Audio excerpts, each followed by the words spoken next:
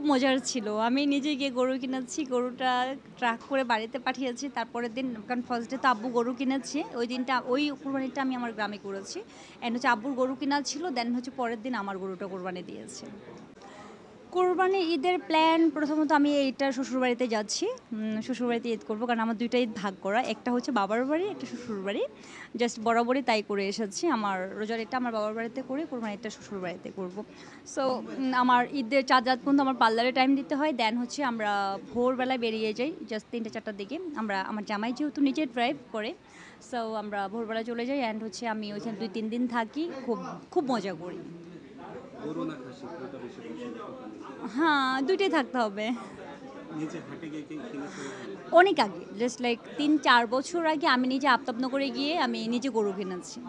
এরপর আর কখনো কেনা হয়নি। সেই অভিজ্ঞতাটা কেমন ছিল? খুব মজার ছিল। আমি নিজে গিয়ে গরু কিনেছি। গরুটা ট্রাক করে বাড়িতে পাঠিয়েছি। তারপরের দিন কারণ ফার্স্ট ডে তো আব্বু গরু কিনেছে। ওই দিনটা ওই কুরবানিটা আমি আমার গ্রামে করেছি। অ্যান্ড হচ্ছে আব্বুর গরু কিনা ছিল। দেন হচ্ছে পরের দিন আমার গরুটা কোরবানি দিয়েছে। ঈদের স্পেশাল কোনো স্মৃতি? আমার কাছে প্রত্যেকটা আগের স্পেশাল মানে আগের ঈদগুলো একটু ছোট মানুষ ছিলাম তো এটার ঈদটা একটু অন্যরকম ছিল। এখনও মানে ভালো লাগে যখন আমার বেবি আসার পরে একটু ফিলিংসটা অন্যরকম। মানে ওকে নিয়ে ঈদ করছি। মানে এবার ওর মানে ও তো মানে ২.৫ বছর পড়লো। ওর ৩টা-৪টা ২ ধাপে ওর ঈদে পড়ছে। সো আমার প্রত্যেকটা ঈদে আমরা প্রচুর ঘুরি। নরমালি আমরা প্রচুর ঘুরি মানে দেশের বাইরে ফ্যামিলি নিয়ে। এবারও আশা করি দেখি কোথায় যাওয়া যায়। প্রচুর ঘুরি। খুব ভালো লাগে।